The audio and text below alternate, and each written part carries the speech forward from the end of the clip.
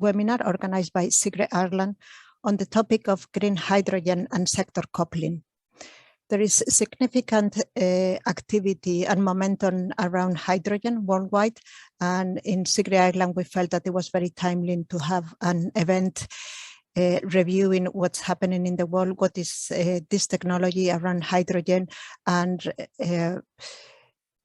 examining what opportunities this new technology could have for supporting the path to net zero in Ireland. So this is today's webinar. I'm going to ask everybody if you could please stay muted during the webinar so we have a better quality of sound, and also keep your cameras off so we have better quality on the video as well. Just to let you know that this webinar is being recorded and it will become available to everybody. We'll post it in YouTube. The agenda for today is here on the screen. So I'm going to start with a brief introduction to CIGRÉ for those who are not very familiar with the organization.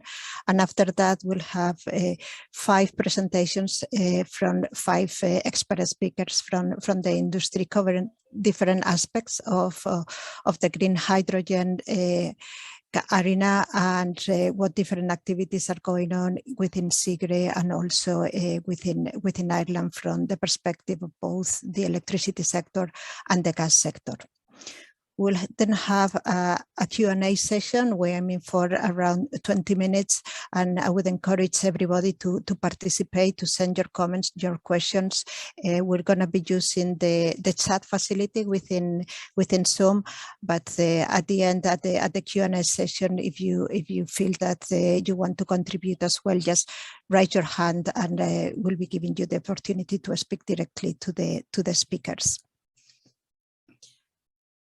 So just as a brief introduction to what is CIGRÉ for those of you that may not have heard of it before, CIGRÉ is a global community for the collaborative development and sharing of power system expertise. So it's basically a huge knowledge sharing community. It's a not-for-profit organization. All the membership fees go back to running the organization, the day-to-day kind of running, and also to organize events for knowledge dissemination and for networking. This is one of those events. The organization was established in Paris in 1921, and we are currently celebrating our 100th anniversary. We have just completed a very successful session 3 weeks ago, and yeah, we're kind of very proud of the success of running for 100 years and very strong. We have 60 national committees. Ireland has its own national committee. I'm very proud to be a member of that committee. And the task of the national committee is to coordinate and administrate all the kind of the activities inside its relevant country. CIGRÉ covers end-to-end the electricity sector, and from generation all the way down to the end user and everything in between, transmission, generation, transportation, etc.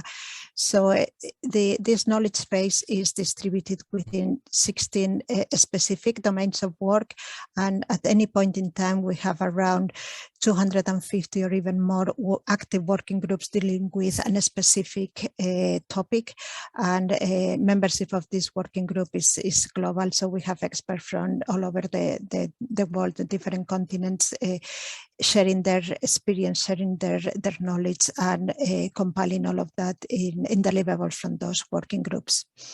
The membership base is individual membership base is about 15,000 members from over 90 countries, but we also have corporate membership, and we have around 1,200 organizations spanning different areas of the power system: academics, consultancy, OEMs, software vendors, transmission system operators, etc. So it's a kind of very wide view and very wide membership of the representation of the power system. This is just a very, very brief introduction. If you want to learn more about CIGRÉ, I encourage you to visit the website. So we have CIGRÉ.org, which will take you to the central office, Paris Central organization. And if you go to CIGRÉ Ireland, it will take you to the Irish National Committee, that you will have information about membership on the Irish National Committee and how to become a member should you be interested in that. But going back to the topic of this webinar, which is about green hydrogen and sector coupling, we have today a very distinguished panel of experts that are going to give you different kind of insights of different aspects of the hydrogen technology and activities around the world. Our first speaker is Dr. James Carton.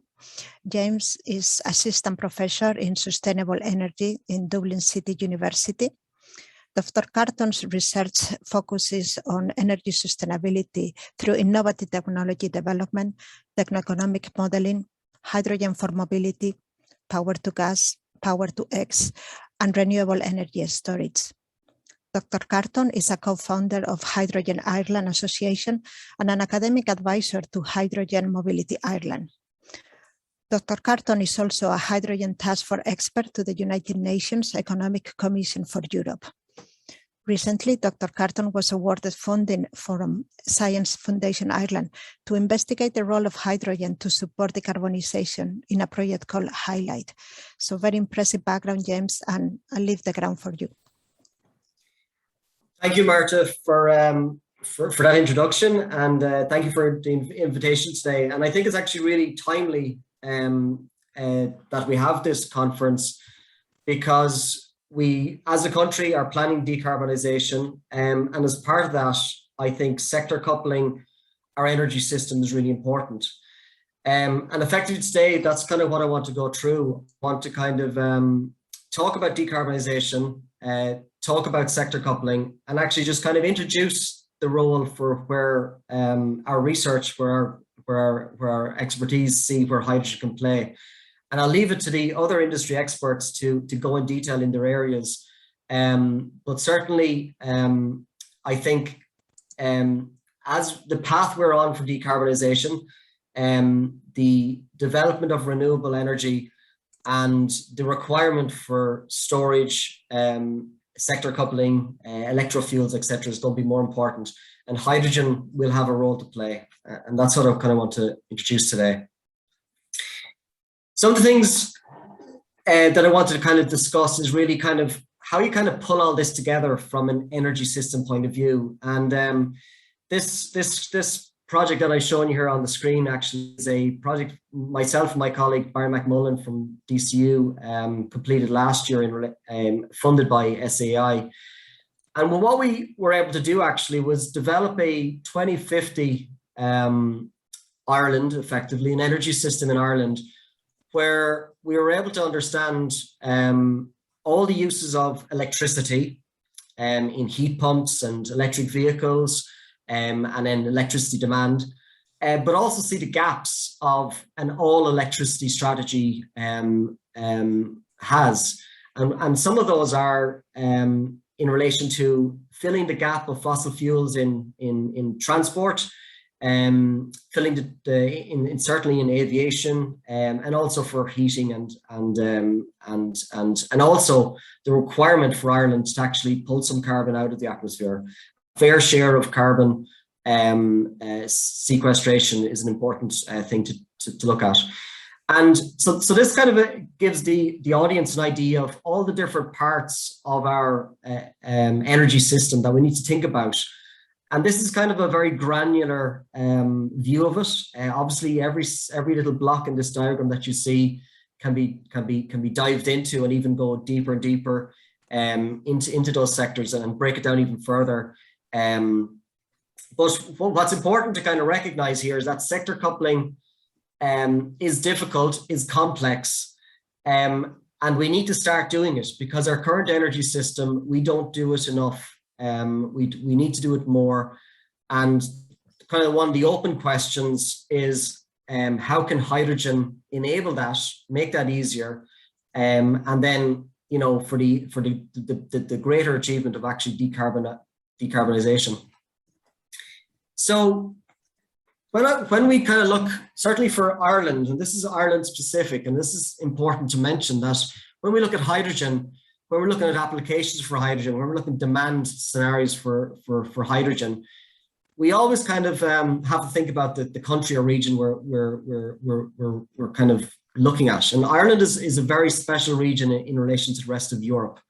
And then when I talk about this, I usually talk about the island of Ireland, because I think it's very important to look at the island of Ireland in the context of our energy system. As we view it from our gas system and our electricity system, we look at the island of Ireland and the single energy system, our single energy market.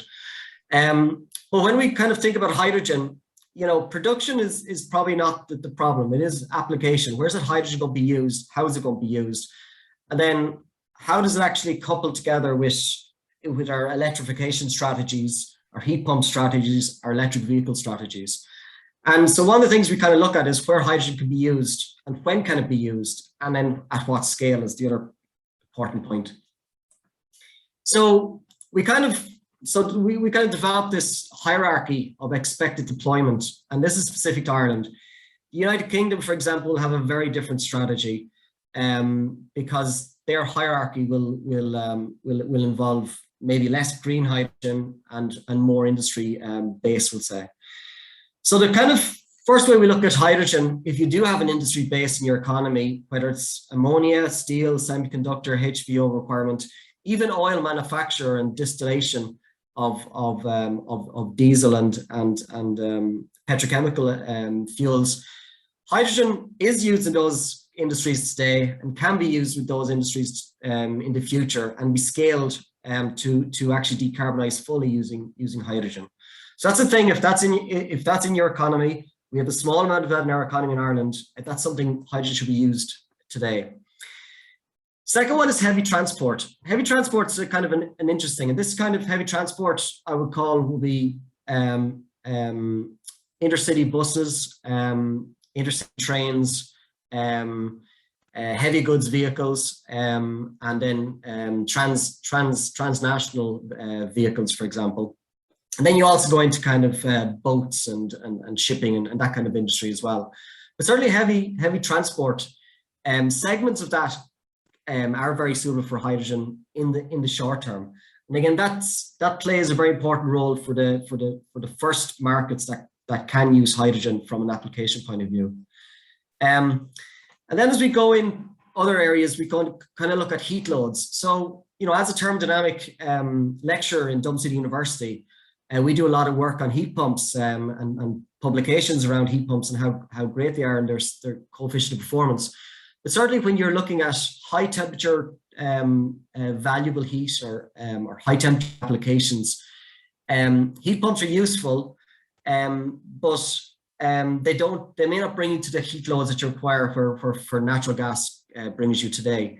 And so again, hydrogen could be used for those applications. And we see those if obviously the hydrogen is available, if the heat demands are decarbonizing, you know, there's nothing to stop that happening in the short term. Then obviously gas grid heating, electricity is something that we could do sooner rather than later. And we have an eminent speaker of Donal Kissane on the call today, and I think he'll go into a bit more about this. But I think certainly from a heating perspective, whatever we can't do with heat pumps and whatever we can't do with our electricity system, we should be able to do with our gas network to help decarbonize that. And again, we're going to look at regions like the UK, across Europe, and see what they're doing and see can those ideas be applied to Ireland. When you look at electricity, so you know, electricity is having a hard time at the moment. We're having a very low wind period of time, which is generally normal for this time of year, and we're getting a lot of requirement from our gas infrastructure to supply electricity. If you're going to actually develop a net zero energy system in the future, we have to be thinking about converting these combined cycle gas turbine systems, open cycle gas turbine systems into decarbonized fuels, whether they're biomethane or hydrogen. We need to be thinking of that. I'm putting in 2025 because certainly in the short term, there are applications for gas turbine generation of electricity using hydrogen are certainly feasible. Direct electricity, CHP,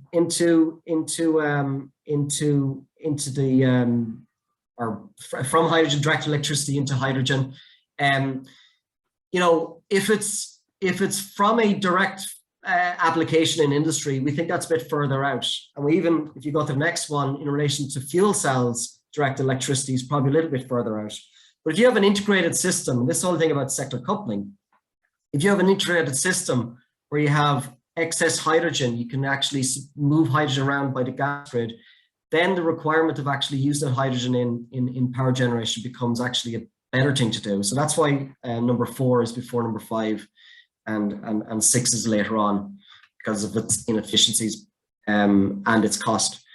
And then the other point is if you are producing green hydrogen, you're going to produce lots of oxygen. Oxygen is, as we've seen through the pandemic, is a very important chemical in our health system, in our industries.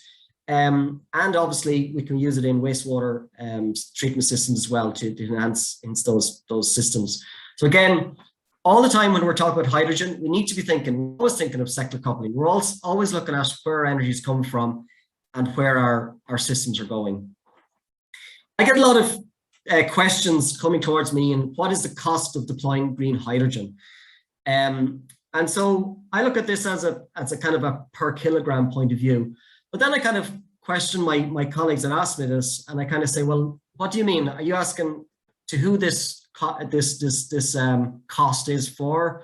Do you mean production cost? Do you mean the delivered cost to the customer, the cost to industry, or do you mean value? So there's a lot of different definitions of cost, and I'm going to give you a few examples of here of what certainly our research is looking at for Ireland to produce hydrogen, and what prices and what costs. And again, what we tried to do, or what we tried not to do in academia, is predict what market forces and what market will do to the price. Again, that's kind of over here. We look at kind of what can we produce hydrogen for, what we can deliver it for, and then it's up to the market then to kind of see is that acceptable with supply, demand, etc. So certainly from data we've got from a recent SFI project, you know, hydrogen can be produced in Ireland pre-2030 onshore wind actually for between €2–3 a kilogram, and that's kind of similar to an SMR. It's a little bit more expensive, but it's still very similar to SMR hydrogen. We can distribute around the country in the interim, certainly via truck for less than €2 a kilogram from site. But when you kind of look at our objective would be around €5 a kilogram for a customer to kind of buy this. And this would kind of connect us with what customers are paying for diesel now, what they're paying for electricity on the open market for their electric vehicles, etc. And when you add up all this together, you realize that producing hydrogen, distributing it, pretty much comes to the same price, around €5–6 a kilogram. And so for a developer wanting to develop these systems, it's not really equitable for them. So you can't really pay back the banks, you can't pay back loans, there's no incentive or motivation for them. So there is a requirement there that probably there will be an incentive required for hydrogen, certainly in the interim, until we get down hydrogen production prices a lot lower, distribution via pipe, which would be more efficient, a lot cheaper. And we would see that kind of incentives in the €3–4 a kilogram, or around €100 per megawatt hour, which would be kind of about 3 times cheaper actually than electric vehicle supports that'll be on the system at the moment. And then the other thing to remember, certainly around a green hydrogen strategy and incorporating hydrogen into the system, will be in relation to jobs, economy. Wind produces about 1.5 jobs per million invested. Hydrogen, from the studies we've gained, produce around 5 jobs per 1 million invested. It was interesting to see how that can work with our economy and our system. I'm not going to go through all these hydrogen projects. There's a lot of them. I've just put up, and there's more than these projects that I've just listed here. There is a lot of work being done in hydrogen in Ireland, connecting with a lot of groups outside Ireland, in Northern Ireland, in the UK, and across Europe. And again, it's great to see that. But there still is a lot of open questions in literally where hydrogen's going. One of the places where we're seeing a foothold to start, you know, foothold is 3 buses, but is certainly in mobility. We've had, in the Republic of Ireland, we've had trials. Last year in the Northern Ireland, we have also got bus trials. This year in 2021, we have the first deployments in Northern Ireland and the first deployments in the Republic of Ireland of hydrogen buses, double-deckers. Also, we've got the Hydrogen Mobility Ireland group pulling together plans of actually how to pull together a skeletal refueling system for hydrogen across the island of Ireland. And I've also then, you know, there are other plans of other deployments outside Dublin. I think that's important, actually. Outside Dublin, outside Belfast, there has to be regional deployments or plans in motion of mobility. The interesting thing about mobility is that in 2021, 2022, 2023, it might be a very big portion of our hydrogen use.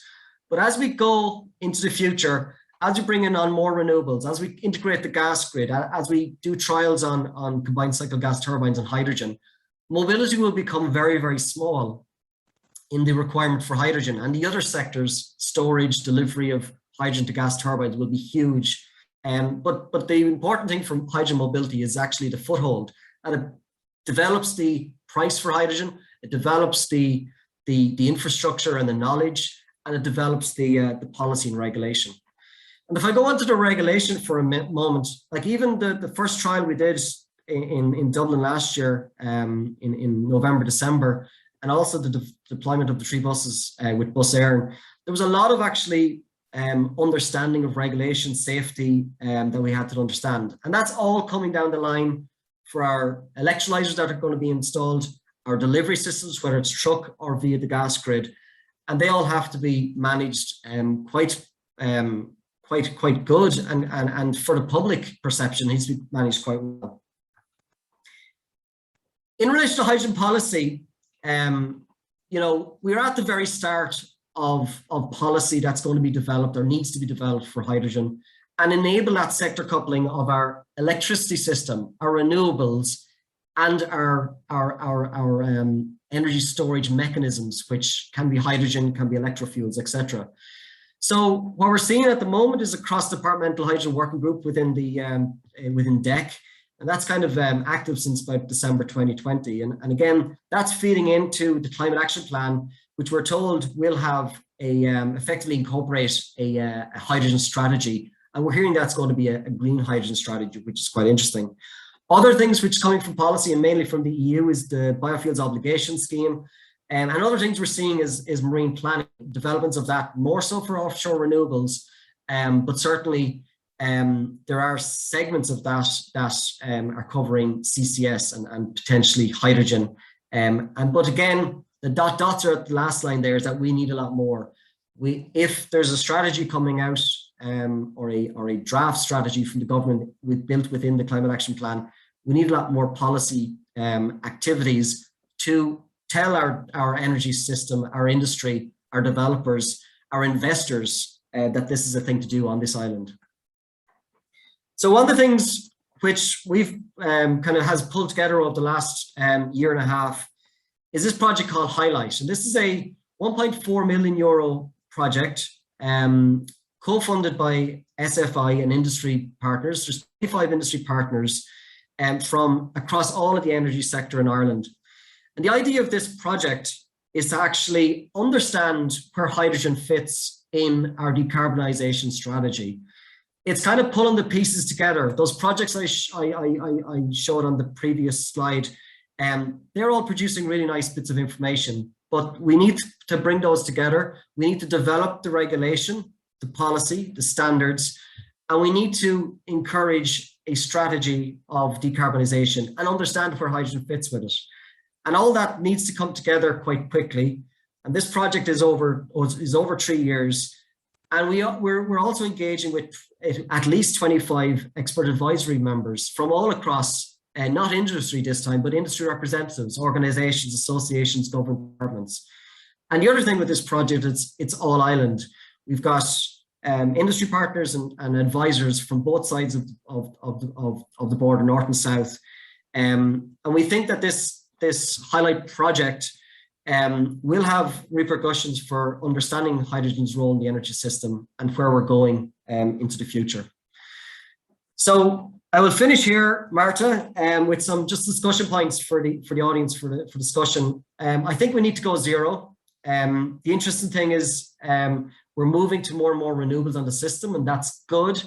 In the long term, in the short term, it's going to cause us problems. So we need to understand how we bring those long-term and short-term systems and plans together. And one of those is, well, we need energy carriers. Electricity has will be fantastic going into the future, but we also need electrofuels, and hydrogen being the primary electrofuel. The sector coupling must move from talk into actually action. There is very little sector coupling on the ground happening, and that needs to be more aligned, and sectors must begin to couple and integrate. Policy and regulations needed to support, and then hopefully a lot of questions that the public have, that industry have, that this audience here has today, those questions need to be asked, and then Highlight is certainly a project that can hopefully answer some of them. And then hopefully we'll go into some discussions around carrot and stick, and then obviously just transition and behavior change for actually the energy users and the customers. So Marta, that's me, and thank you very much for the time. I'll welcome questions at the end of the session. Thank you very much, James. Has been, as usual, a very insightful presentation and very good topics for this discussion at the end. I look forward to hearing the views from the audience. I'm going to introduce our next speaker, who is Dairine Frawley. Dairine is a technical team lead for innovation and research in EirGrid, and she has significant expertise in near-time and real-time system operations, as well as long-term power system planning and electricity markets. In her recent role, Dairine is responsible for, one of her responsibilities includes hydrogen, and I'm leaving with Dairine. Thank you.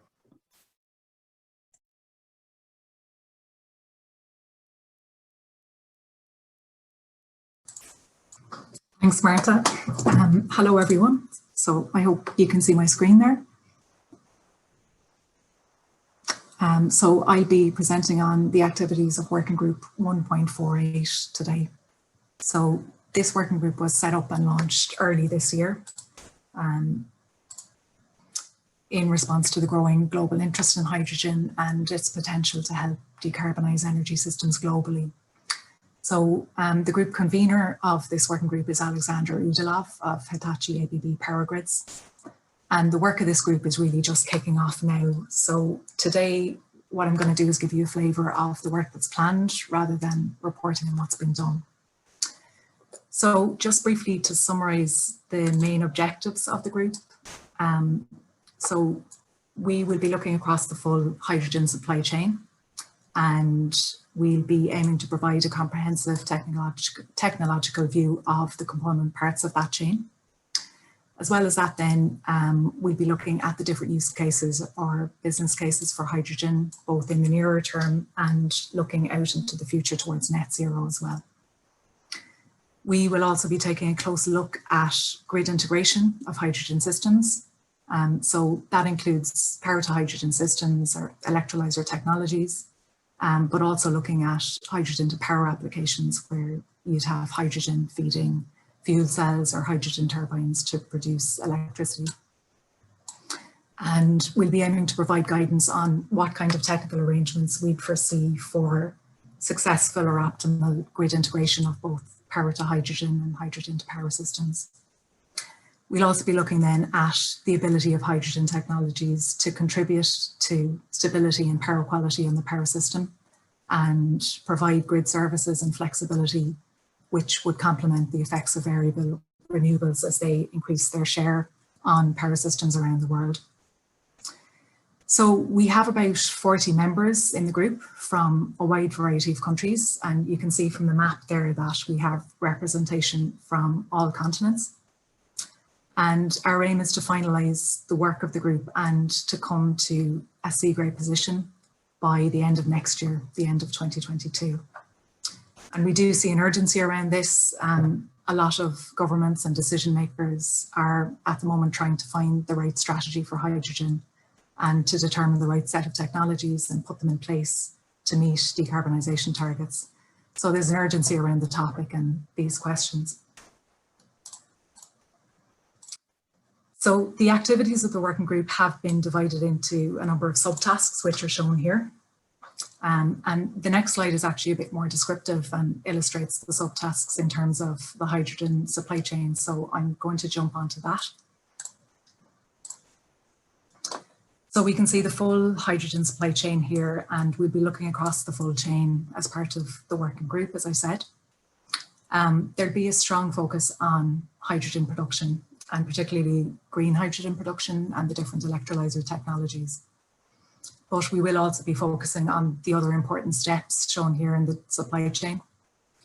We need to get hydrogen to end users, so that involves transport and storage. And to do that, we need to convert it to appropriate forms, whether that's via compression, liquefaction, conversion to hydrogen carriers like ammonia. So as part of the work of the group, we'll be evaluating the different options for that conversion process.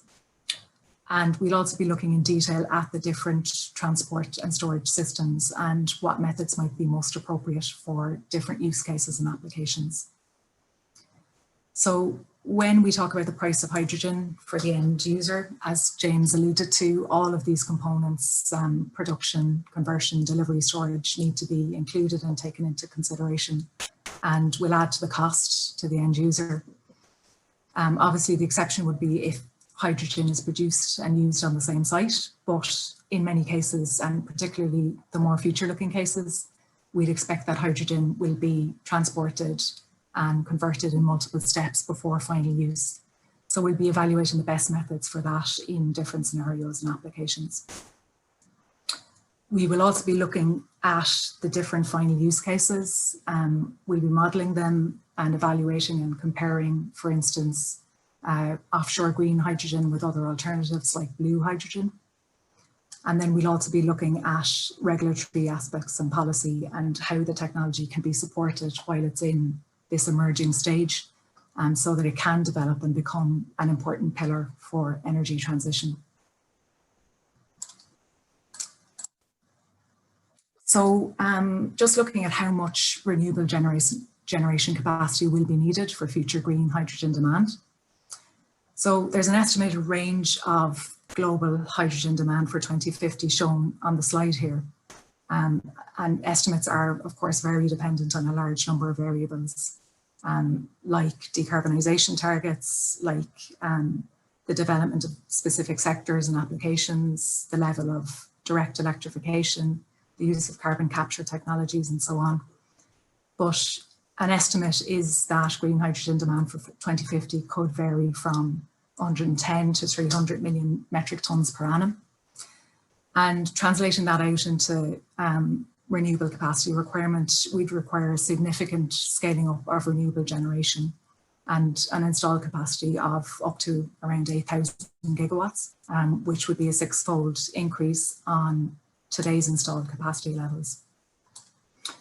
So there are going to be land constraints restricting this in some regions of the world, and there could be water constraints and constraints of other resources as well, that make it difficult for some regions to support green hydrogen production locally. On the flip side then, there will be other regions with very abundant resources, and they may then become net exporters of green hydrogen, with hydrogen then being transported over large distances via pipelines or ships or road. So we can see then how this might create a future map like the one that's shown on the right of the slide here, of how hydrogen might be moved across the globe over long distances. And I suppose a real example of this is the proposed Asian Renewable Energy Hub project. So that's a project in Western Australia, which is aiming to have electrolysers connected to wind and PV generation up to 26 gigawatts across 6,500 square kilometres, and then exporting that green hydrogen on to feed demand in Asia via pipeline.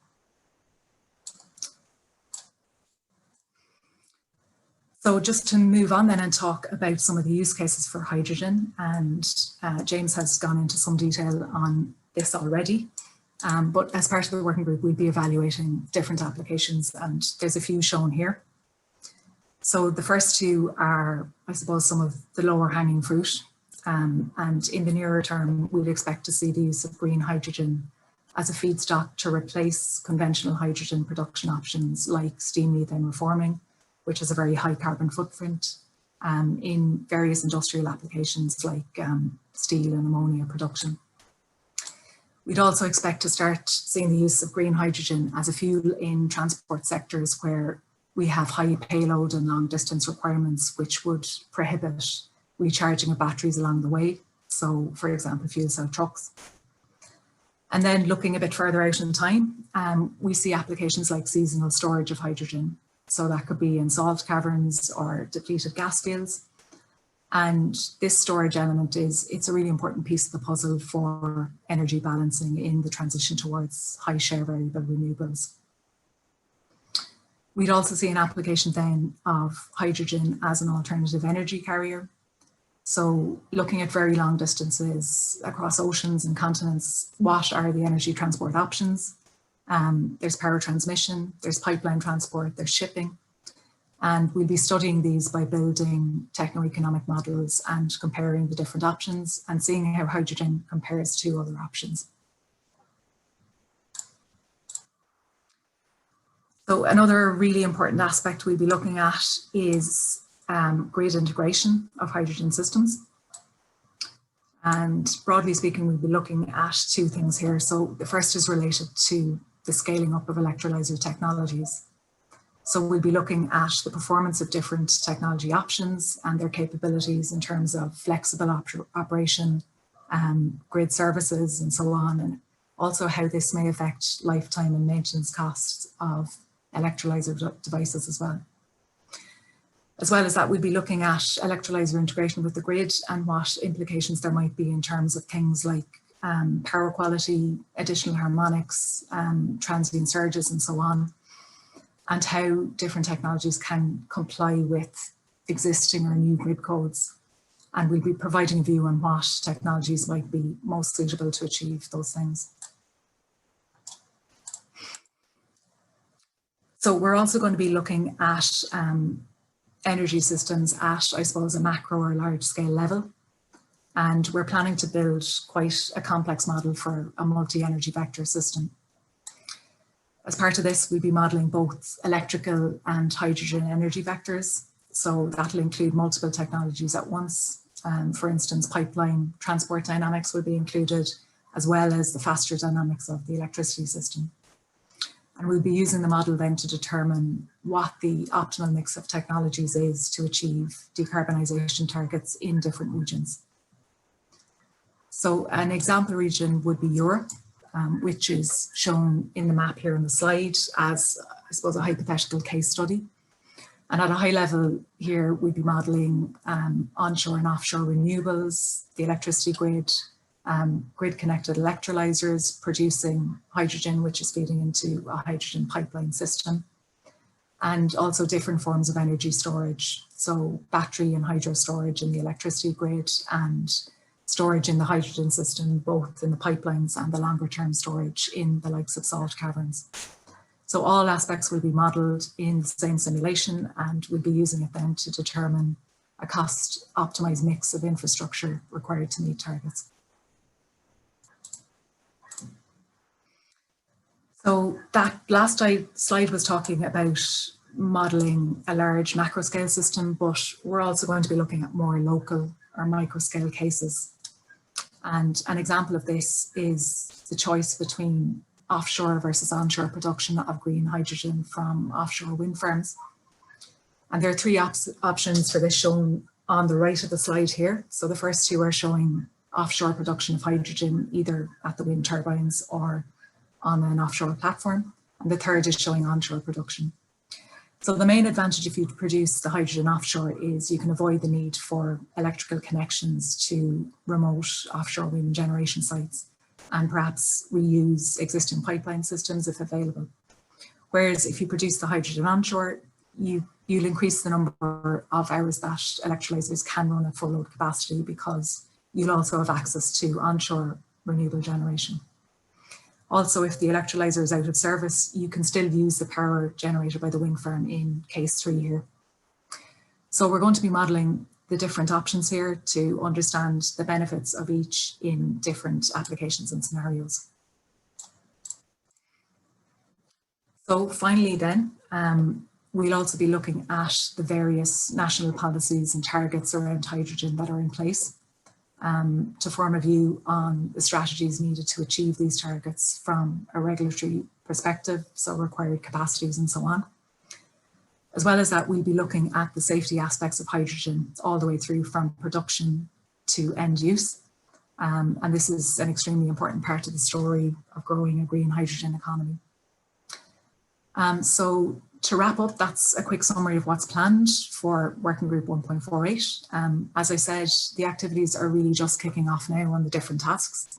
And the aim is by the end of 2022 that we provide a recommendation on the best technical options and on how to support hydrogen as a key pillar in decarbonisation and energy transition.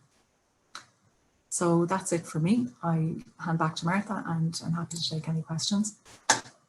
Thank you very much, Dairine. It's been a very interesting presentation, and I really look forward to see the outcomes of this working group.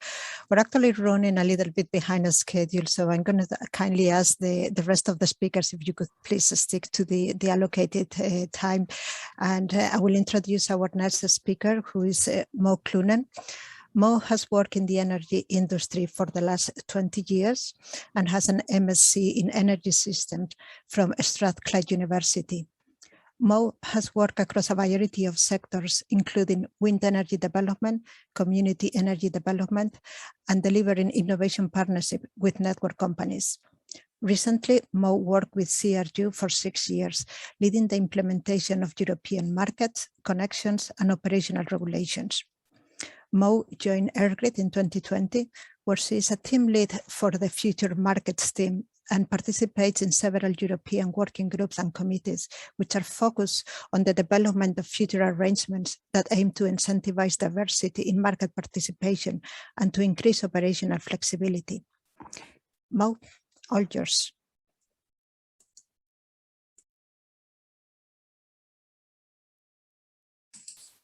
Sorry, thank you, Marta. And I hope to be able to catch up a little bit in terms of time. My presentation is a little shorter, so hopefully you can see the screen and you can hear me okay. So I'm just going to introduce another CIGRÉ working group, C1.47, which is looking at energy sector integration and the impact on power grids. So I suppose it's not the same as hydrogen focused as Dairine's presentation. But hopefully you can see the slide changing there in terms of the slide that's showing I'm having a few technical issues. But I suppose the working group is really looking at this wider energy sector integration and looking at, I suppose, identifying some of the potential need for future regulation, some of the gaps and issues that may emerge as we try and integrate our energy sector across sectors, across vectors, and try and strengthen the links between energy generation, energy carriers, and energy end users. So I suppose just in terms of what energy sector integration is, it's really about coordinating the generation, transmission, conversion, and utilization of energy across different energy sectors, pathways, and timescales. Sorry, Mo, to interrupt you. I don't think that your slide is moving. You're still on the wrong one. Okay, I'm gonna just switch and hopefully, can you see it now? No, it's still on the cover slide.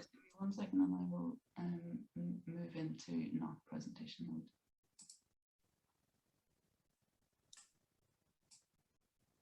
So hopefully you can see that now.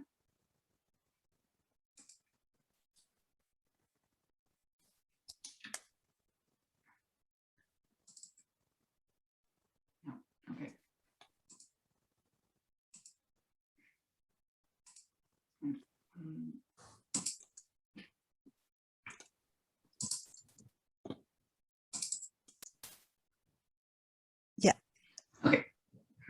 this.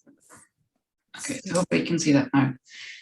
So energy sector integration, as I said, is really about coordinating energy carriers, energy generation and energy users in a much more efficient and integrated way than in some instances currently. So it's really, I suppose, the aims of it are to increase the higher penetration of renewable energy. So not just in terms of grid connection, but also in terms of energy conversion and energy storage. So utilizing and maximizing the efficiency of the whole energy system. So ensuring that energy sources are maximized and the vectors that bring that energy ultimately to end users is maximized. It's really, I suppose, also focused on optimal deployment of both centralized and decentralized energy resources at a system level, and ensuring that the markets interact or are structured in a way that enable that and don't create perverse incentives or barriers to that.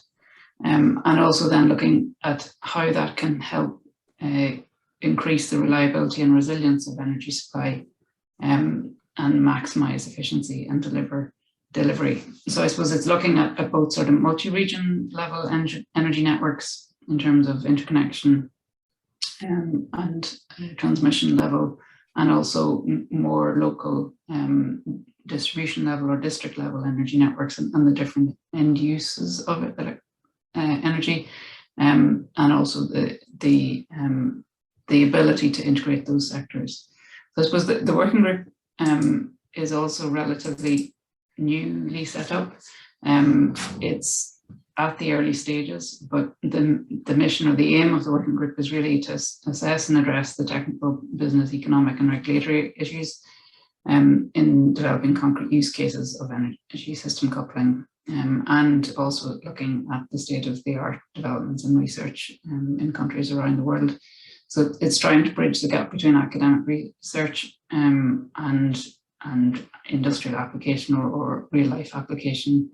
And really, I suppose it's trying to identify those challenges in terms of both technical applications, business and regulation, also in terms of institutional challenges. So I suppose the way energy sectors and energy organizations have been structured sometimes doesn't lend itself to a new way of working. And really that's something that we're hoping to try and draw out if we come across challenges, I suppose, in those areas. Really, I suppose it's looking then at the methodologies and technologies in terms of modelling, operations, market analysis and planning. What are the current tools that are used? How can they help, or will they need significant amendment in terms of delivering energy sector integration? I suppose really then it's summarising the lessons learned from that analysis, introduce best practice where we find that, and then propose suggestions for policies and market regulations so that this sector integration can progress at the pace that is needed. We also hope to promote technical papers and technical panel sessions and workshops, and coordinate with other working groups such as C1.48 and other working groups that are looking at this issue, so to ensure that we're not A, creating duplication, and B, bringing the learnings from other working groups into this working group. So I suppose just in terms of some of the deliverables and the work plan, so in terms of the sort of high-level deliverables, there'll be a technical brochure, an article, other articles, tutorial slides and a webinar, and this is the work plan. So I suppose we are at the early stages at the moment. We're just in the process of completing questionnaires on the different systems that are involved. Sorry, I think I might have skipped a slide, but I'll go back in a second to show the countries that are involved at the moment. And really, I suppose that's really just to create a baseline of data, and then we can further interrogate that and compile a report on that basis, identify best practice within different areas of sector coupling, and hopefully lead to a final report in Q4 of 2022. So maybe just to give an overview organisations and the countries involved. So there's 21 experts involved, 13 different countries at the moment. It is up to expand that out to further experts on all continents. And I suppose the organisations that are represented at the moment include TSOs, universities, research institutes, and engineering consultancies. And I should mention that the convener of the working group is Kangping Li, based in Tsinghua University in China. And we have membership in the working group across a wide range of countries. So I suppose really that's a very quick overview of the working group and its aims. I suppose in terms of the Irish context, we'll be feeding in obviously specific information from an Ireland perspective here, and certainly would welcome any contact from anybody that would like to discuss it further in terms of the information we're able to provide. Obviously, we'll be coordinating across a number of organisations in terms of gathering that information on the different energy sectors, and obviously some of the work that's already underway is outlined by James and Dairine. I think as well, though, it will be important for us to input from an EU context as well. So obviously the European Commission has a sector integration strategy already published and steps being taken forward on that. And also the forthcoming regulations in terms of EU Green Deal. There's 7 new draft legislative documents that are really paving the way, I suppose, to a very low carbon future for the European member states. And there are requirements in that. Now, they obviously aren't finalised yet. There's further work in terms of getting agreement and getting these signed into legal force. But there is very clear direction in terms of increasing the interaction between different energy sectors in terms of planning the system, so between electricity TSOs, gas TSOs, and possibly the hydrogen and other sectors as well. So I think that there's quite a lot that we need to be looking at, and the pace of change is likely to be quite quick. So we need to be feeding in not just obviously in terms of this CIGRÉ working group, but in other areas as well. So that's really a summary. My email's on the slides there for anybody that wishes to contact and discuss any aspects of that. Thanks very much. Thank you very much, Mo. Another very important working group, and I can't wait to see the outcomes of the group and all those different publications and webinars. So we're going to move to our next speaker, which is Aodhán McAleer. Aodhán is the hydrogen manager in ESB generation and trading, and he's leading ESB's entry into the hydrogen economy as a pathway to the decarbonisation of heavy transport industry, power generation as an energy storage solution in a renewable future. Aodhán is especially focused on the creation of hydrogen demand clusters and development of physical infrastructure in the form of hydrogen generation and dispensing assets for captive transport fleets in GB and Ireland. Aodhán has held a wide range of roles in ESB, including Future Opportunities Manager in Strategy, Generation Station ISM Manager, Operation Manager in Moneypoint, Plant Manager in the Donal Hydro Stations, and Energy Trading. And the floor is yours. Marta, thanks a million. That was a great introduction. I barely recognize myself. Lucky, it's really great to be here, especially kind of among a group like this, you know, where I think we could probably go into some of the details behind hydrogen as well. So look, I really look forward to maybe the answers at the very end as well. Look, when we started looking at hydrogen, we weren't actually looking at hydrogen at all. It was kind of started off by some good work done by one of my colleagues, Mick O'Mahony, and was looking at, you know, how do you decarbonize, what does net zero look like, and how do you do it all in a secure way. And what fell out of that work was, firstly, it's all about net zero, it's all about decarbonization, and the hydrogen and the energy storages are just the solutions to help you get there. But I think for Ireland, like if we do this well, if we do hydrogen and energy storage well, I think for Ireland, you know, there is probably an ability here to be energy independent in the future. There's probably, we can actually build a secure and resilient energy system. And also we can deliver zero carbon along the way So look, there's a big prize here for Ireland Inc. out of all this. When we talk about carbon, I think one slide that really intrigues me and scares me in both ways. If you look maybe the worldwide emissions, like in 2020, the worldwide emissions were about 34 billion tons of carbon. Now, I don't know, maybe people forgot, but like in 2020, we were in the middle of a pandemic. So there was airplanes sitting on runways, cars sat in driveways, industry closed down all across the world. And we barely made a dent in the emissions of the world. So like that means, like this is not about, a few small tweaks at either end. This is not about a few small projects. I think this is about maybe a handbrake turn on the entire energy system if we really want to follow that purple line down to zero carbon by 2050. And also like in Ireland, I think the electricity industry is maybe talked about a lot when it comes to carbon, but fundamentally the electricity industry is only 20% of the carbon problem. So like all those wind turbines, all those solar panels, and all actually the great work being done by people like EirGrid and everybody else in the industry, it's really trying to solve a very small portion. So it's how to decarbonize everything else as well, and that's where the real challenge will come from.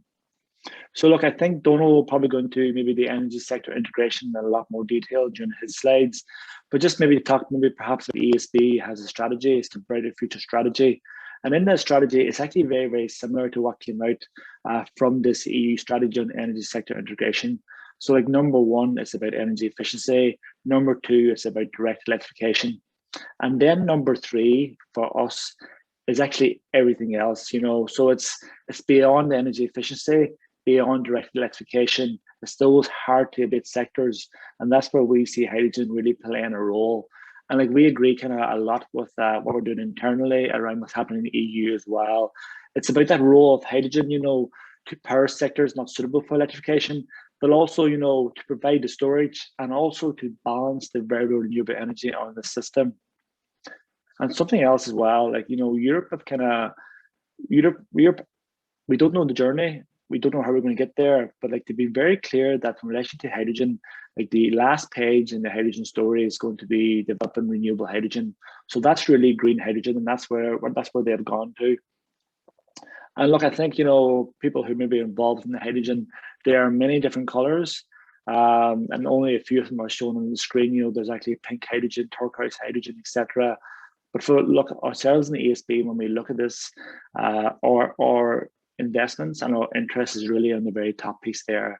It's about a zero carbon solution here. So it's about using renewables at scale, building the electrolyzers at scale, and making green renewable gas called hydrogen that can be used to decarbonize everything else.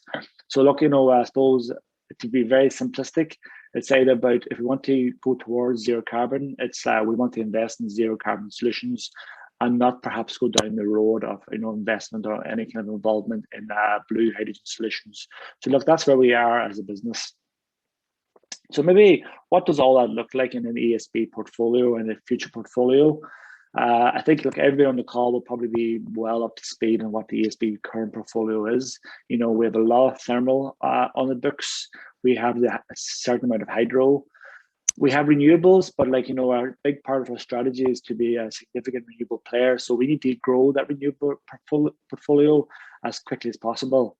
And then look, we also have new technologies like battery storage. We're also investing in sickness compensators, flywheel technology. But really, maybe the one I want to focus on today is actually pump storage. So pump storage and hydrogen should be very, very closely linked. And I really believe we need to think about the energy system and think about pump storage and hydrogen together.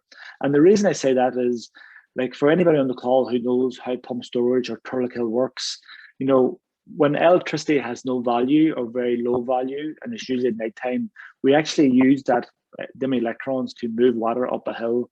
But as well as moving water up a hill, we are actually, as well as using megawatts, we're actually providing a system service at that point in time. So we provide a system service when we use the energy, and then during the day, the water is slowly released back down again. So as well as providing megawatts, we are also providing a system service.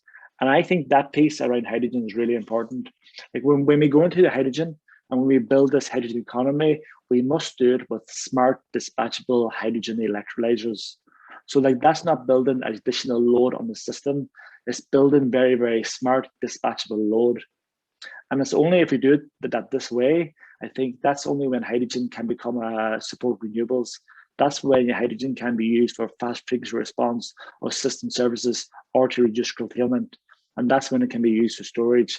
When we actually build the electron and the molecule together, and they really have to work together in a whole sector approach. So look, I think my colleagues talked a lot about maybe where hydrogen could be used, whether it be in heavy transport or industry or even power generation. But like when we have looked at hydrogen now for a number of years, and I think probably there's three big things that are really jumping out that for hydrogen to work and for this actually to be all come together, three things are required. Like the first piece is around, like we have to maybe think about building renewables at scale. And that's a scale far beyond the current or the future electrical system. Because if you don't build hydrogen, if you don't build renewables at scale, you can't actually build the hydrogen at scale as well. So look, that's number one. Number two, hydrogen doesn't really work unless you can actually store it in large quantities. So the reason we're actually really interested in hydrogen is because we recognize that it's very difficult to store renewables at any kind of scale. So that kind of investment in large scale energy storage. And then the third piece of the puzzle, and it's really come across to us, and I'll talk about it over the next few slides, but there's the customer need there for the energy transition and demand creation. I think at the moment you're seeing worldwide, there are queues of people lining up to be the producers, but really until you simulate that demand creation and the customers, it's difficult to see it taking off. So look, maybe a bit of insight from the customers. In the generation business, we're probably obsessed with the zero carbon and zero emissions. But fundamentally, the customer has a lot more complex problems. It's costs, but probably the most important thing is like fossil fuel gives them reliable, secure supply, which they've dealt with for over 100 years. So if we want to make hydrogen, we have to make that supply really reliable and secure. And like that means, using only an intermittent power source or relying only on an intermittent power source to produce hydrogen will be a challenge for the end user, and actually will delay that energy transition away from fossil to hydrogen or other. And look, I just kind of show you an example. I think in hydrogen out there's a lot of talk about curtailment. And look, the one big message, when our analysis and we look at curtailment, just because it's free doesn't mean it's not expensive. And what I mean by that is, curtailment, as you probably know yourself, it's very deep. There's a lot of megawatts there, but it's actually very narrow and it's very unpredictable as well. So like when you look at that, if we were trying to capture all the curtailment in Ireland today, it would probably require something like 1.2 gigawatts of electrolyzers running at a load factor of 5.7%. And the investment, because we have to build really large electrolyzers and a lot of storage, it would probably be in excess of 1 billion euros for the electrolyzers and 1 billion euros for storage.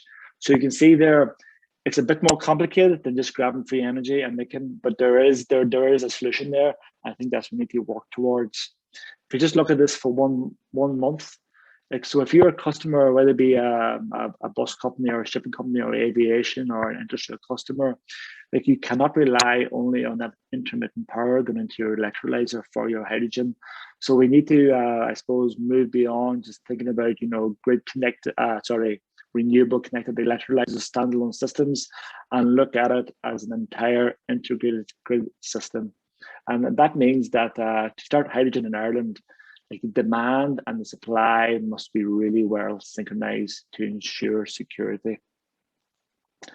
And maybe look, when we talk about that change in priority, in the past here on the left-hand side, the priority has always been load. So like load has become really inflexible. Like when the demand is on the system, then demand is on the system. So like in the past, in the fossil fuel world, it was quite easy because generation was very flexible. We had power stations that could increase, decrease load. So like in that world, it all works.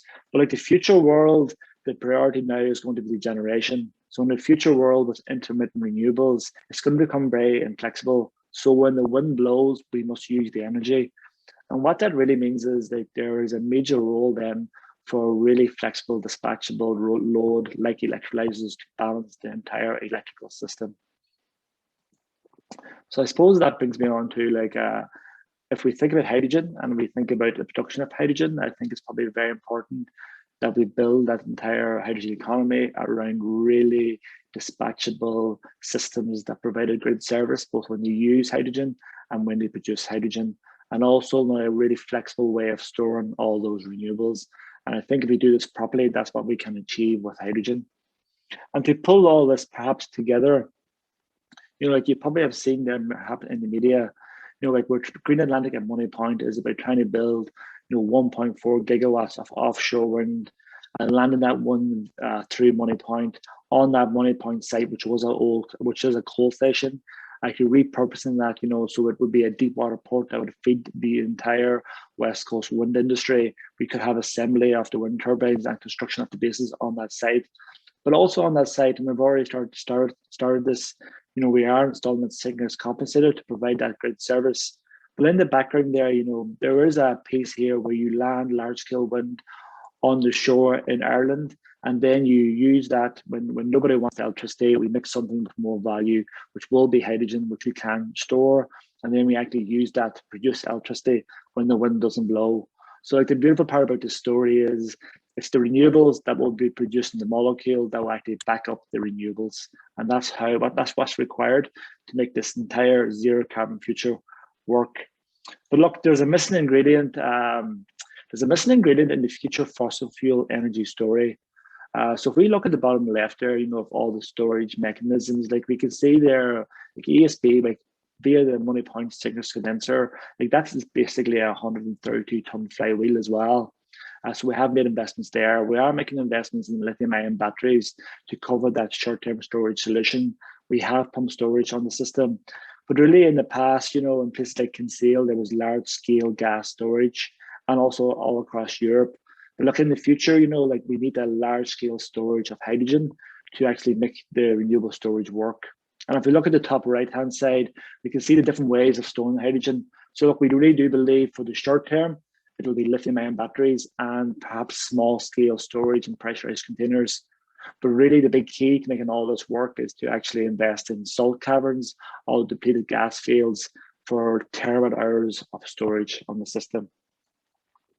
And like that brings us maybe to our other kind of main avenue at the moment that we're actually chasing, and that's trying to store hydrogen in large scale in a clean, green and unseen way. And the unseen way is probably quite important for Ireland because it can be difficult to build infrastructure in Ireland. So that's why like we're pulling all this together in places like, you know, our Dublin Hydrogen Valley. So that's like maybe at the Tilbury Peninsula, we both use offshore wind. We can actually build offshore storage. So there's a salt cavern about 20 kilometers from Dublin that we can actually build a large scale cavern, probably in the region of 2 terawatt hours. And from that hub, we can produce hydrogen that will feed the power generation industry, but also to be used for decarbonizing industry, perhaps for export, and also for heavy shipping and transport. So like that's now trying to pull everything together. So maybe jump into my very first slide again. Like the prize for Ireland here is actually very, very achievable, but we need to start working on this today because to build this infrastructure is going to take a long time. So like to become energy independent, it's about that offshore wind at scale, and in particular the west coast of Ireland for floating offshore.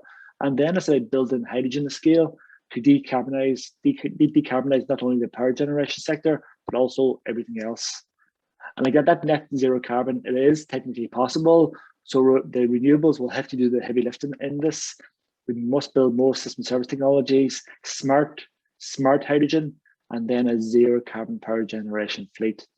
And then to deliver that secure and resilience to the system. So when the wind doesn't blow, and like we can all see what's happening in the energy system and in the gas system over the last few weeks, you know, like that's having like hydrogen and large scale energy storage based around the island of Ireland. So maybe my last slide. Now we've picked up a lot of stuff, you know, trying to actually deploy projects in Ireland and GB over the last year. I think, look, you know, building infrastructure is very slow, so we need to start building now. and start small and then try to scale very rapidly in conjunction with the arrival of large-scale offshore wind. I think you can't look at this individually. There's a whole system approach to everything we're doing here. And I think previously a lot of people talk about the hierarchy. Like the hierarchy of use of hydrogen is very important. So like what can't you decarbonize another way? So that hierarchy is required. But like fundamentally, like hydrogen will not be kickstarted in Ireland until there is some kind of support mechanism. Where that starts and what that looks like, needs to be decided. And then look, demand creation and an anchor tenant is probably key here, because that will de-risk the project both for the producer and also for the customer who's making a big move away from fossil fuels. So anchor tenants and demand creation is critical in all this.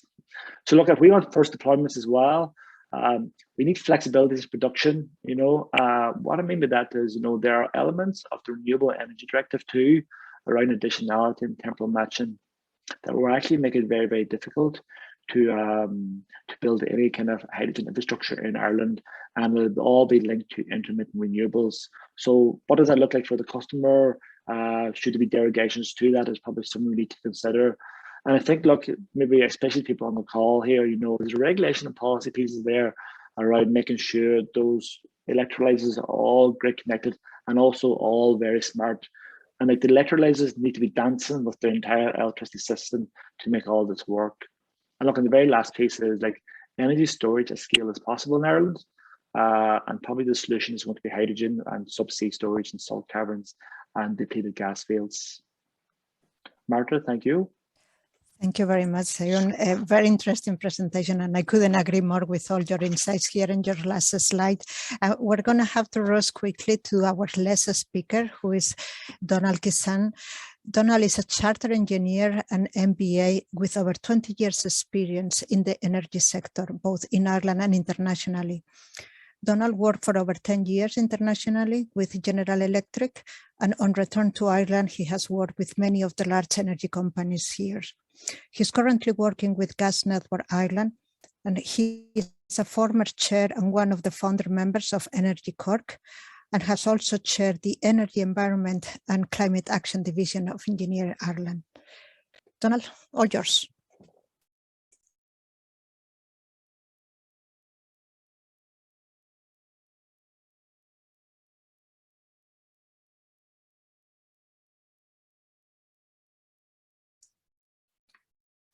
Donal, I think you're mute.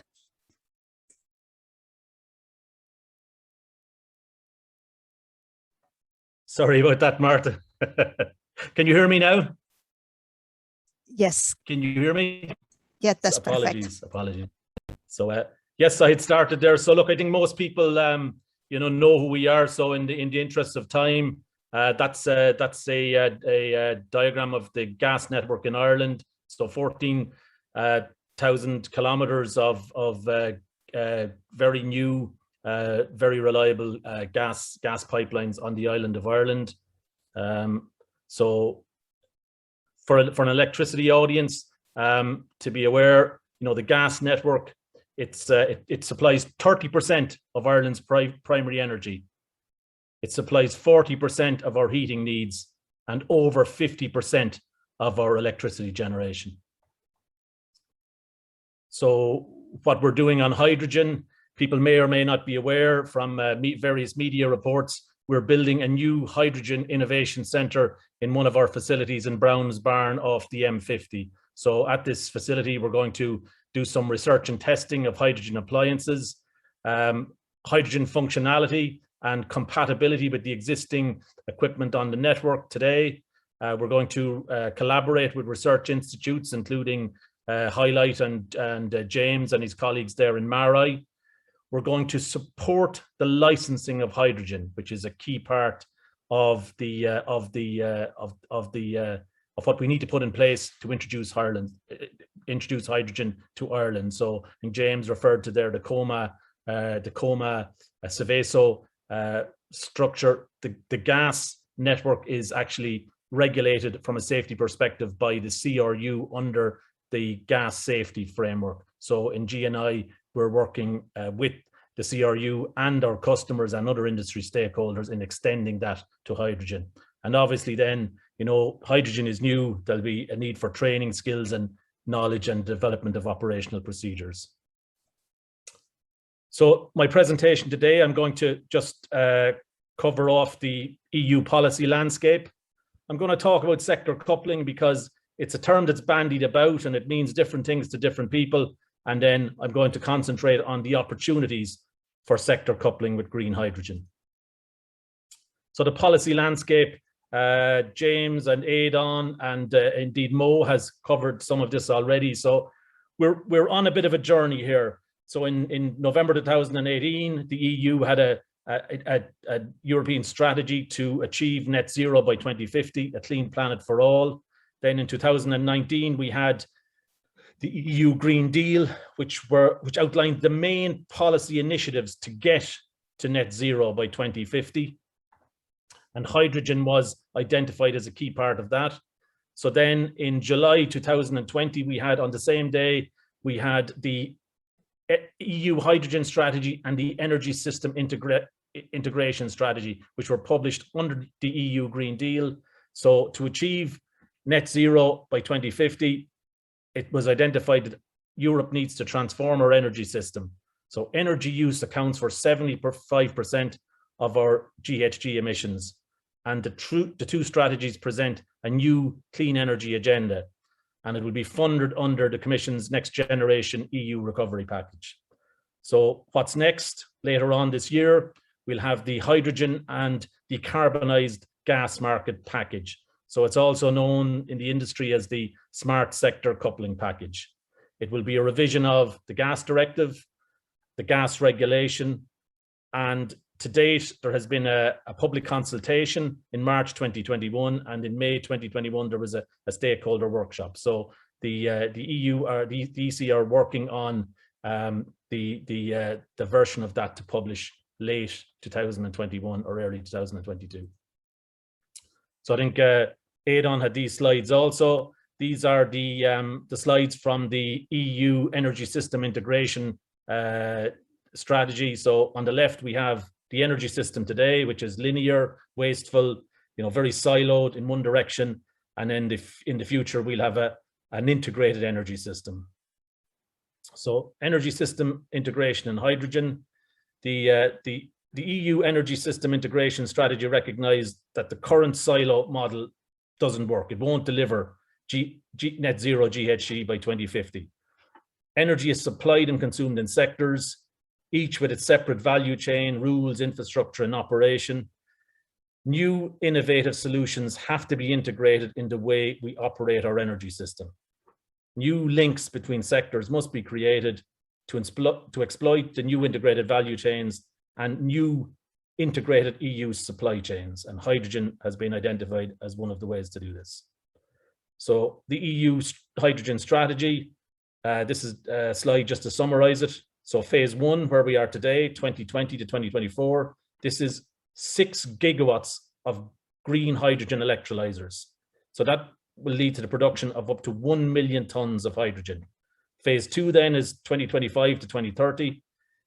Hydrogen becomes an intrinsic part of our integrated energy system, and 40 gigawatts of green hydrogen electrolyzers will be required in the EU, and it will lead to the production of up to 10 million tons of hydrogen.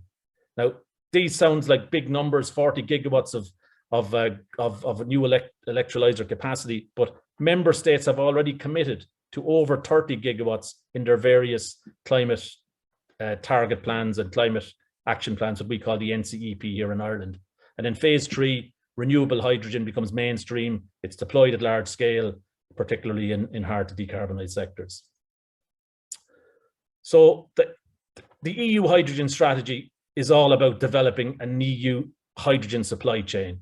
It's looking to answer the question, how can we get hydrogen into the energy sector in the EU? So it needs to be, the production of clean hydrogen needs to be increased by creating sustainable value chains feeding into a robust and coordinated overall EU supply chain. So there are 3 elements. There's supply, delivery, and demand. So the production of hydrogen supply, the delivery, connecting supply with demand, and then demand, there needs to be a demand for the hydrogen produced. So The role of existing grid infrastructure. The hydrogen strategy recognizes that adapting existing infrastructure is required, particularly gas and electricity networks.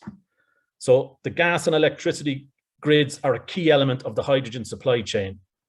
And people may or may not be aware, but TSOs throughout Europe are already working on this. On the gas side, 20% hydrogen blends in API 5L steel pipes are happening today as we speak in the Netherlands, Germany, Italy, and GB.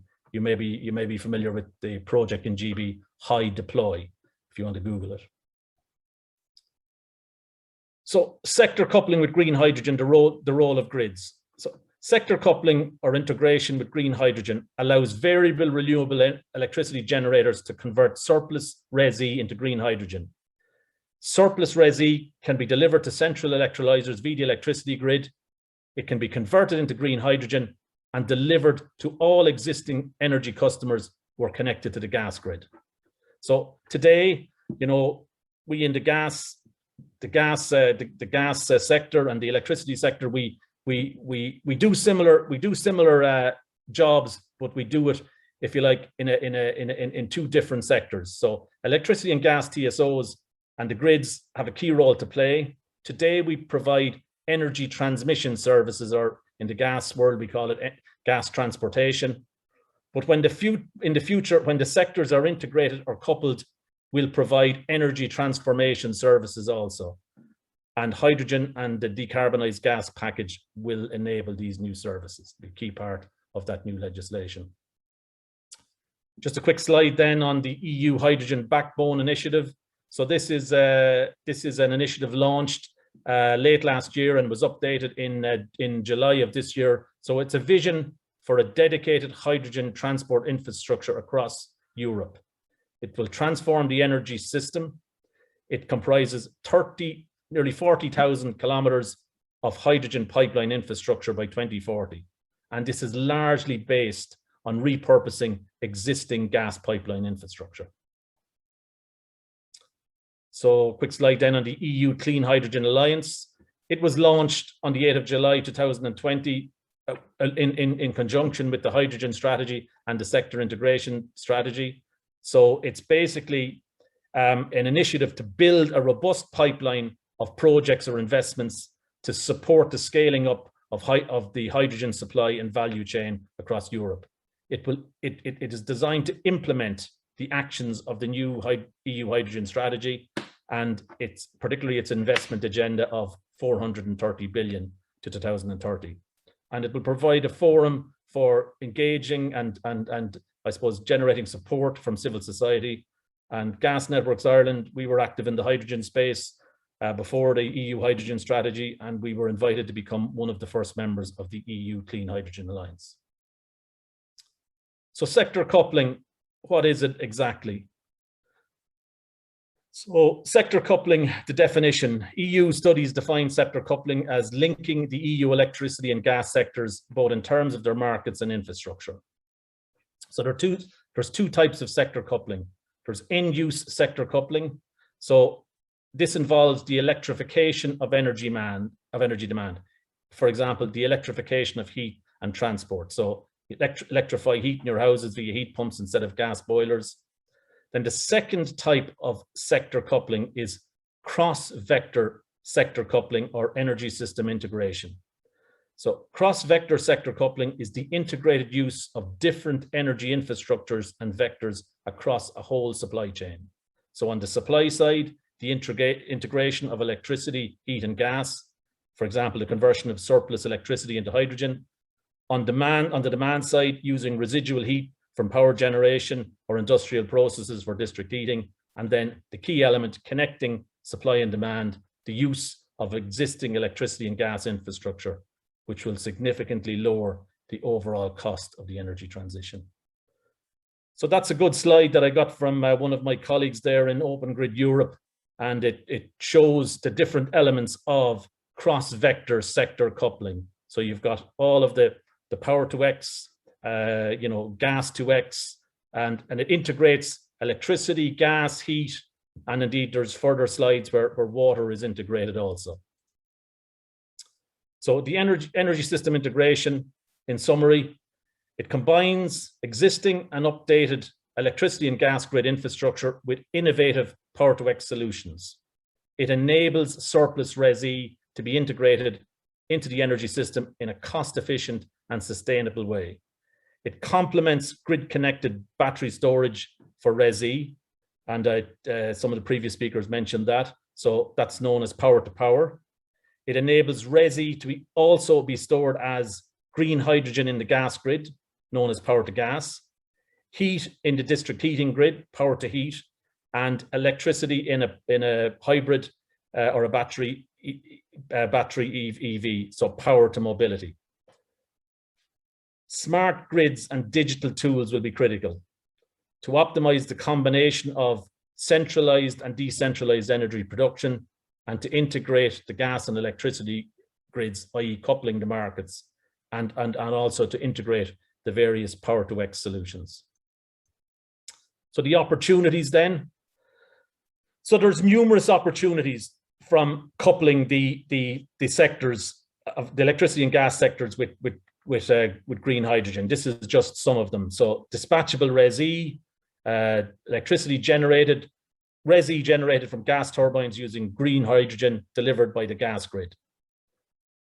Storage of surplus intermittent, otherwise curtailed RES-E in the gas grid as green hydrogen. I think Aodhán talked about, storage. The gas grids are inherently different to electricity grids. Electricity grids must be balanced in real time. Gas grids have storage. Anyone who's on the call who's familiar with gas systems, you balance over a 24-hour period, not instantaneously or over 15-minute periods. So robust, cost-effective energy storage solutions will be required for 70 by 30 RES-E, which has gone to 80 by 30 if you read the Sunday Business Post. RES-H, the decarbonisation of heat production with green hydrogen delivered by the gas grid. So anyone on this call today who has a gas boiler in their house, they have a hydrogen compliant gas boiler. One of the test gases used under the EU gas appliance directive since 1986 was a test gas of 23% hydrogen. You have a boiler in your house today that can take a blend of 20% green hydrogen. Data centers, again, get a lot of adverse media coverage at the moment, but they're actually a huge opportunity for flexible demand, enabling 70 by 30 switching between RES-E supplied by electrons via the electricity grid, RES-E supplied via the gas grid as green hydrogen, and using RES-H, on-site CHP tri-generation using gas grid delivered green hydrogen. RES-T, renewable transport, you can have green hydrogen into transport, either in a fleet of fuel cell vehicles, which James mentioned, or you can blend it with biomethane and you can use it in the existing fleet of gas vehicles using the existing gas refueling infrastructure. A much more cost-effective solution for consumers. So the first opportunity we mentioned on the previous slide is one that's probably quite topical at the moment. People may be aware we have a tight generation margin warning today since 10 to 11. So there is a requirement for additional dispatchable generation in Ireland. There is no doubt about that. So wouldn't it be great if we could make that dispatchable generation renewable? So dispatchable RES-E via green hydrogen. So sector coupling with green hydrogen enables dispatchable RES-E. You can store surplus RES-E as line pack in the gas grid and other gas storage. Aodhán mentioned salt caverns and depleted gas fields. You can deliver green hydrogen from surplus RES-E to the existing fleet of underutilized gas turbines. Physically, 20% blends today are possible in the gas turbine fleet with minor control mods. And the reason for that is 20% are within this WOBE index, the index of interchangeability. Commercially, sorry, Donal, to interrupt you. We're actually run out of time. Could you please wrap up? Okay, no problem. Thanks. So, so then I suppose the dispatchable RES-E, I'll leave the slide there for anyone. Next slide, green hydrogen and gas turbines. There's a broad consensus among all gas turbine OEMs that high H2 blends are possible. And here's a sample of some of the the studies they've published. And then green hydrogen and gas turbines, it's an opportunity today. We have a fleet of underutilized ENF and aeroderivative gas turbines. There's plans for 600 megawatts of new fast start aeroderivative hybrid plants. Look, I'm happy to talk to anyone about it, but last year we had 1,400 gigawatt hours of curtailed down renewable electricity. 13% of all of the wind power generated in Ireland was curtailed down. It's spoken of as a problem, but it's actually an opportunity. And then last slide there is on a project we're involved in, which is to demonstrate all of this use of green hydrogen in industrial gas turbines. You can Google it there, high flex power. So look, if anyone has any questions, there's my email address. Thank you very much, Donal. Another very interesting presentation. Unfortunately, we have run out of time and we cannot have our Q&A session. The presentation was so relevant and so interesting that I didn't want to interrupt any of the speakers. I just want to kind of close up the session. I want to thank CIGRÉ Ireland for supporting this event.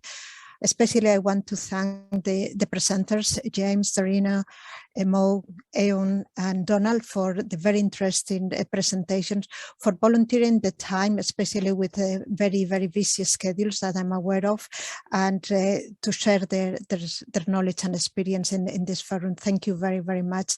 And also want to thank Jason Noctor, which is there in the background. He's been making sure that everything was running smoothly, and he's been supporting the organization. Thanks, Jason. And finally, to all of you in the audience, thank you very much for your interest. Thank you very much for your participation, for your interest. And hopefully next event, I will plan it a little bit better. I will leave a little bit more time at the end, and we could have a very interesting discussions. Given the interest on this topic, we'll probably be organizing a second part of this webinar. So thank you very much, everybody, and that's all for now.